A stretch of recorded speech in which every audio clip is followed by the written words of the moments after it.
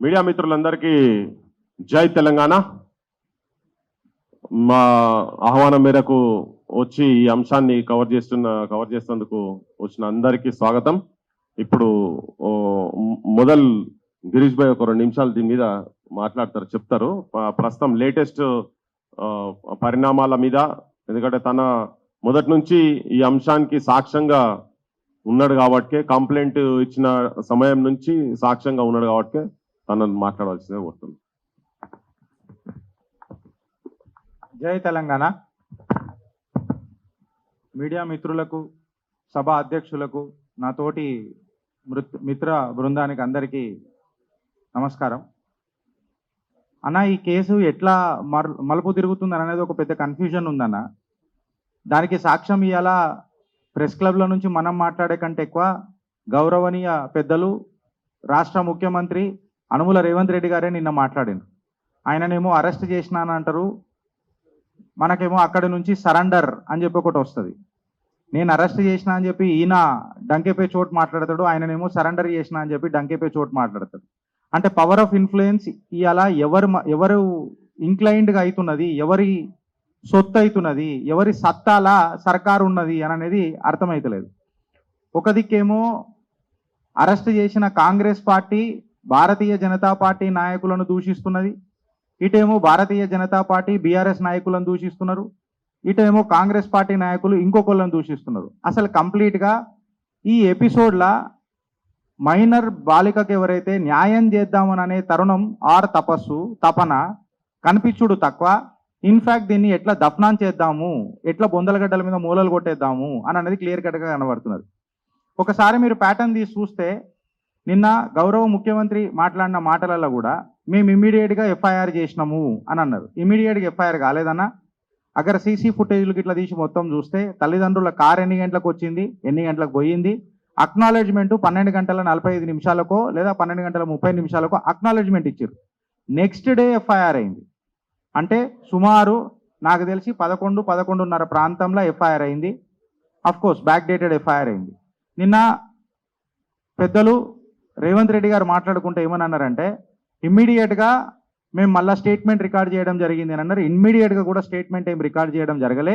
నాకు తెలిసి if I'm not wrong it has been more than 48 hours statement record అయ్యింది. దాని తర్వాత మెజిస్ట్రేట్కి నాకు తెలిసి 2 days బ్యాక్ మెజిస్ట్రేట్ దగ్గరికి పంపించిండ్రు. So there had been a lot of procedural lapses. ఏదైతే ప్రొసీజరల్ ల్యాప్సెస్ జరిగినాయో ఈ కేసులా నాకు తెలిసి ఇది ఒక పెద్ద step to step case study అవుతుంది. అండ్ పోలీసుల మీద కూడా అత్యంత ప్రెషర్, మామూలుగా కూడా కాదు. ఇంకొక విషయం ఏంటంటే బండి భగీరథ్ ఎవరైతే సంతకాలు చేసిండు కదా, ఆ సంతకాలలో కూడా మిస్ మ్యాచ్లు జరిగినాయని సోషల్ మీడియా హోరెత్తిపోసింది. సరే, బండి భగీరథ్ సంతకం ఏ రకంగా చేసిండు, ఎవరు పెట్టిండ్రు, అసలు ఆయన ఎప్పుడున్నాడు, ఎక్కడున్నాడు, అదంతా పక్కకు పెడితే ప్రొసీజరల్ ల్యాప్సెస్ అని చెప్పి నేను మాట్లాడినా. ఏందనంటే మైనర్ విక్టిమ్ ఐడెంటిటీ, వాళ్ళ పేరెంట్స్ ఐడెంటిటీ అత్యంత కీలకంగా కాన్ఫిడెన్షియల్గా పెట్టాలా. అట్లాంటిది సోషల్ మీడియాలో సర్కులేషన్ ఎట్లయింది, ఇష్టం వచ్చినట్టు దాని మీద డిబేట్లు ఏ రకంగా జరిగినాయి. నువ్వు డిబేట్లు చేసుకుంటే చేసుకో, కాకపోతే వాళ్ళ ఐడెంటిటీ పెట్టి కొన్ని ఛానళ్ళు అయితే ఇగో వీళ్ళని బయటికి చూపిస్తే ఇంకొకళ్ళు మోసపోరు అని చెప్పి మాట్లాడుతున్న వాళ్ళు జర్నలిస్టులు అవుతారా? చట్టాలకు విరుద్ధంగా పోయి ఇష్టం వచ్చినట్లు మాట్లాడేటోళ్ళు జర్నలిస్టులు అవుతారా అననే ప్రశ్నకు ఇదే ప్రెస్ క్లబ్ సాక్షిగా మాట్లాడితే ఇప్పటిదాకా జవాబులు లేవు. ఇంకా నిజంగా చెప్పాలనంటే పర్సనల్ టార్గెట్లు మొదలైనవి. Last but not the least ఇది ఏందనంటే మిత్రులకు అందరికి అర్థం చేసుకోవాల్సింది ఏంటంటే ఇక్కడ అత్యంత కన్ఫ్యూజన్ స్టేట్లో నడిచింది. ఫస్ట్ మైనర్ కాదు మేజర్ అని చెప్పింది. అవన్నీ నేను నిర్ధారించినాక మేము ఇవన్నీ చూసుకోవాలి కదా అని అన్నారు. మెట్రికులేషన్ సర్టిఫికేట్ ఇమీడియట్గా దొరికిపోతుంది, అది అందరికీ తెలిసిందే. And it has been an authentic proof as far as the POCSO cases are concern. Clear కట్గా మెట్రికులేషన్ సర్టిఫికేట్లో హెడ్ మాస్టర్ కూడా సంతకం చేస్తాడన్న.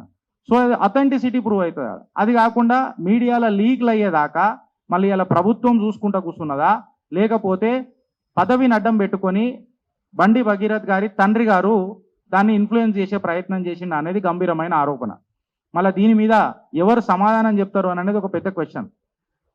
మీరు ఒకసారి అందరు అబ్జర్వ్ చేసి చూస్తే ఫ్రెండ్స్, కోర్టు కేసులో కూడా పప్పు నాగేశ్వరరావు గారు ఎవరైతే బాధితుల తరఫున అడ్వకేట్ ఈ వాదన వినిపించిండో ఆయన ఒక ప్రస్తావన తీసుకొచ్చిండు, గంభీరమైన ఆరోపణ తీసుకొచ్చిండు. ఏంటంటే ఇది ఒకటే కాదు, 3-4 కేసులు కూడా ఈ పిల్లగాడి మీద ఉన్నాయి, హ్యాబిచువల్ ఒఫెండర్ ఈ పిల్లగాడు అని చెప్పి క్లియర్ కట్గా చెప్పిండు.